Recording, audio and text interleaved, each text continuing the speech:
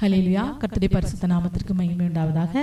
இன்றும் ஏசப்பா நமக்கு கொடுக்கிறதான வார்த்தை பிலிப்பியர் 3வது அதிகாரம் 10வது வசனம்.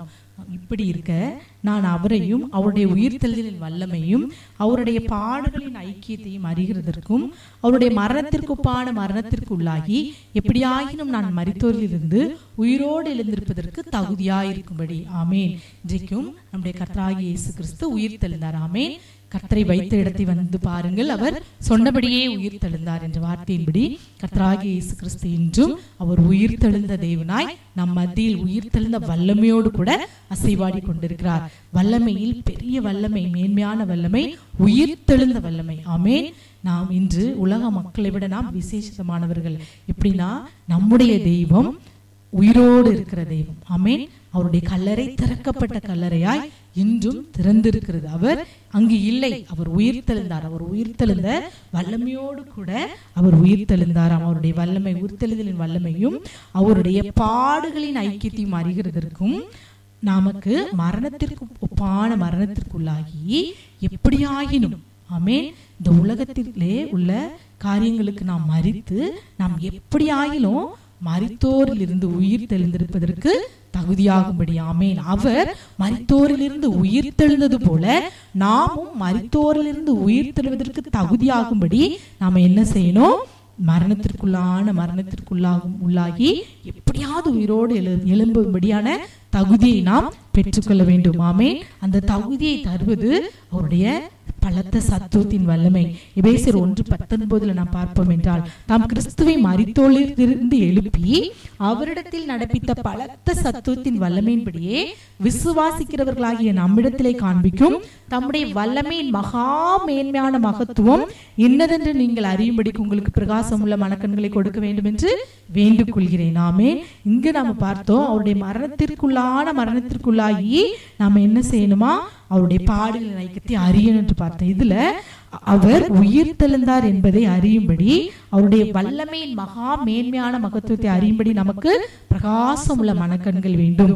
அந்த வல்லமையின் மகா மேன்மையான மகத்துவம் என்னதுன்னா, தமது பலத்த சத்துவத்தின் வல்லமையினாலே கிறிஸ்துவை மரித்தோரிலிருந்து எழுப்பினார்.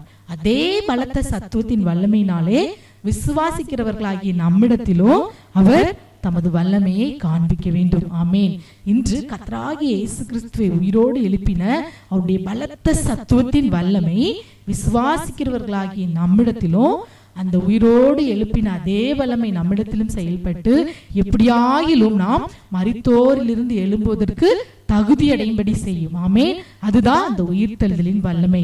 இந்த நாளில் அந்த உயிர்த்தெழுதலின் வல்லமையினால் கிறிஸ்து உயிர்த்தெழுந்தது போல கிறிஸ்துவை மரித்தோரிலிருந்து எழுப்பி அவரிடத்தில் நடப்பித்த தமது பலத்த சத்துவத்தின் வல்லமையின்படி விசுவாசிக்கிறவர்களாகிய நம்மிடத்தில் காண்பிக்கும் அவருடைய வல்லமையின் மகா மேன்மையான மகத்துவத்தை நாம் இந்த நாளில் அறிந்து கொள்ள வேண்டும். அதை கர்த்தர் நமக்கு விசுவாசிக்கிறவர்களுக்கு கொடுப்பார். ஆமேன். கர்த்தர் என்னுடைய பாவங்களுக்காக மரித்தார், அவர் எனக்காக உயிரோடு எழுந்து இன்றும் உயிர்த்தெழுந்த வல்லமையோடு ஆவியானவராய் அசைவாடி கொண்டிருக்கிறார் என்பதை விசுவாசிக்கிற ஒவ்வொரு விசுவாச பிள்ளைகளுக்கும் அவரை மரித்தோரிலிருந்து எழுப்பின அதே சத்துவத்தின் வல்லமையின்படி நாமும் மரிக்கும் போது நாமும் என்ன செய்வோம்? மரித்தோரிலிருந்து உயிர்த்தெழுவதற்கு தகுதியாகும்படி நம்மிடத்திலும் அவருடைய பலத்த சத்துவத்தின் வல்லமை என்ன செய்வார்? காண்பிப்பார், விளங்க பண்ணுவார். நம்மிடத்துல ஏசப்பா அவருடைய பலத்த சத்துவத்தின் வல்லமையை விளங்க பண்ணுவாராம். எதற்காக? கிறிஸ்துவை மரித்தோரிலிருந்து எழுப்பி அவரை உயிரோடு எழுப்ப பண்ணினது போல இன்றும் அந்த உயிர்த்தெழுந்த வல்லமை நமக்கு விசுவாசிக்கிற நமக்கு கட்டாயம் உண்டு. ஆமேன்.